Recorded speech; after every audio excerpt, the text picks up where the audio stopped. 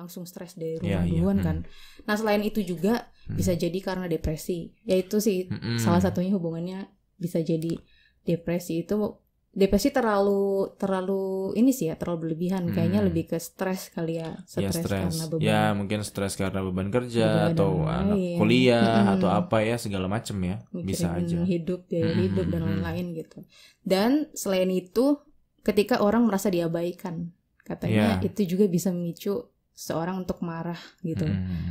Kamu pernah nggak ngerasa diabaikan terus marah, meledak-ledak? Kamu sih. tipenya gimana sih kalau misalnya lagi marah nih? Kalau lagi marah sih ya marah, bener. Cuma kalau merasa diabaikan sampai marah enggak, karena kalau saya sih secara apa ya, nggak pernah mengharapkan diperhatikan juga. Enggak kalau gitu. Tapi kalau misalkan kecapean, kurang tidur, itu kayaknya lebih relate sih kalau untuk saya. Tapi kalau untuk merasa diabaikan terus akhirnya marah gimana, kayaknya enggak sih. Enggak ya. Tapi perasaan kamu pernah apa tuh? Marah gimana? Sama aku. Gimana emangnya? Jadi kan kalau kamu sama orang yang kamu anggap kurang penting gitu ya, itu nggak masalah, yang memperhatikan kamu kan. Tapi kalau misalnya istri, ceritanya istri kan harus perhatian sama suami kan, itu juga ngaruh berarti ya, kedekatan emosional sama seseorang. Mungkin yang kamu maksud kan ketika lagi ngobrol terus kamu nggak dengerin. Iya, atau lupa atau luput gitu, misalnya lagi sibuk main HP terus. Iya, kalau itu sih ya gimana ya? Sebenarnya padahal nggak sengaja mengabaikan. Iya, kalau mengabaikan kayak gitu, iya betul. Sebenarnya kalau itu sih lebih ke apa ya? Ini kan kita lagi komunikasi nih dua arah.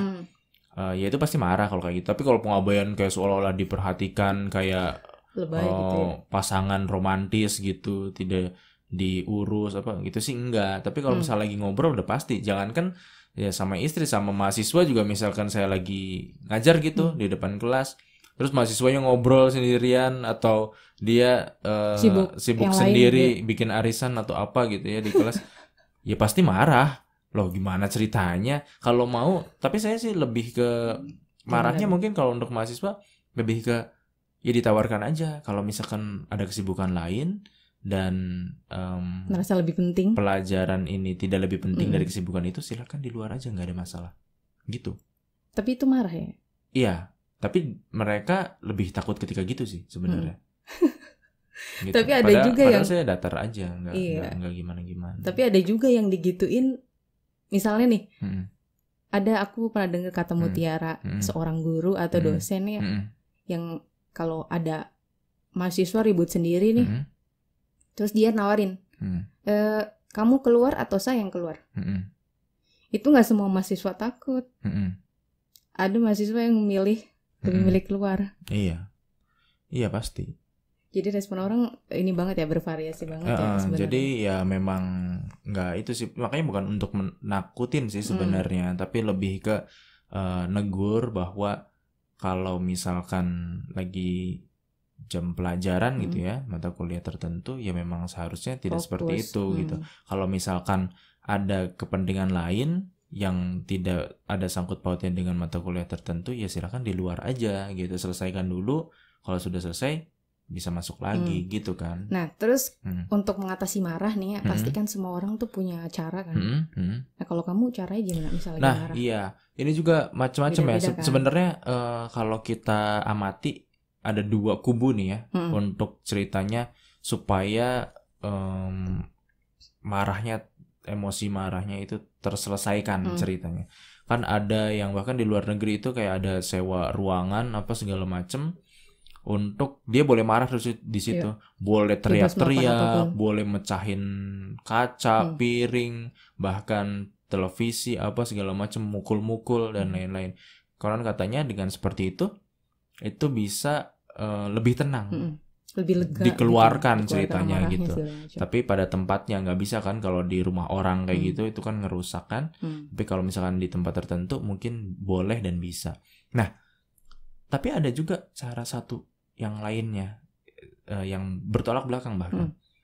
Kalau orang-orang pasti melihatnya bahwa wah itu marahnya dipendam, padahal bukan gitu. Kalau misalkan sesuai dengan agama kita, kita kan lebih ke arah menenangkan diri dengan istighfar atau berdoa, tafakur gitu ya, menyendiri, merenungi lagi kenapa bisa terjadi seperti itu, kenapa kok saya seperti ini dan lain-lain. Itu juga bisa meredakan emosi marah, tapi caranya berbeda. Nah, dua metode ini nggak bisa saling dibenturkan. Jadi artinya yang harus meluapkan emosinya bilang bahwa kalau nggak gitu itu namanya mau mendam, dan begitu juga sebaliknya nggak gitu, karena semua orang punya cara yang berbeda dan nggak ada masalah dengan cara itu. Yang penting tujuannya tercapai. Cuma lagi-lagi kalau misalkan kita mungkin ya lebih ke orang timur gitu ya, kayaknya lebih cocok untuk berdoa sih. Kamu agama apapun mungkin bisa tuh mendekatkan diri ke Tuhan gitu ya. Curhat di situ. Ya curhat sambil marah, sedih dan lain, kecewa, nggak ada masalah. Tapi setelah itu kalian lebih lega. Jadi nggak perlu ngebanding-banding TV kayak di luar gitu. Nggak perlu juga ngamuk-ngamuk, memaki-maki, teriak-teriak, nggak perlu gitu. Tapi nggak ada masalah. Pokoknya cara apapun yang penting kita lebih tenang sih gitu. Iya, ya aku juga kurang lebih sama sih. Lebih ke menenangkan diri ya daripada melakukan tindakan-tindakan yang merusak atau berbahaya bahkan, atau teriak-teriak gitu. Ada kan orang-orang yang memilih ke tempat yang luas gitu terus teriak-teriak sambil meluapkan. Iya, banyak juga yang kayak gitu. Kalau aku sih lebih ke itu tadi, menyendiri, menenangkan diri, terus evaluasi itu lebih baik sih ya. Apa penyebabnya? Terus kan kalau marah terus juga kan nggak baik kan. Makanya lebih baik sih kita evaluasi diri, terus ya lebih berpikiran positif, itu aja sih sebenarnya. Iya, benar. Karena kan kemarahan kan juga bisa gara-gara kita mikir negatif padahal belum tentu benar, itu buruk gitu kan. Iya kayak gitu.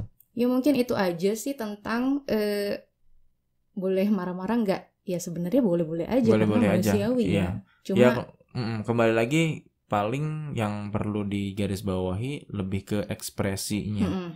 Mengendalikan ekspresi. Iya, jadi jangan sampai marah Anda atau marah teman-teman semua nih malah destruktif, artinya yang gitu harusnya tadinya marah gara-gara ketidakadilan, marah gara-gara kejahatan gitu, melihat kejahatan, kekecewaan apa segala macam, malah lebih tambah parah gitu.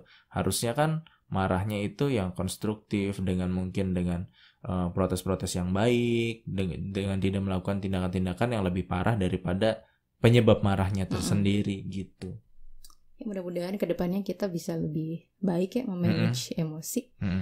Nah, untuk selanjutnya mungkin kita akan ketemu lagi di Ngeteh Bareng Suami berikutnya.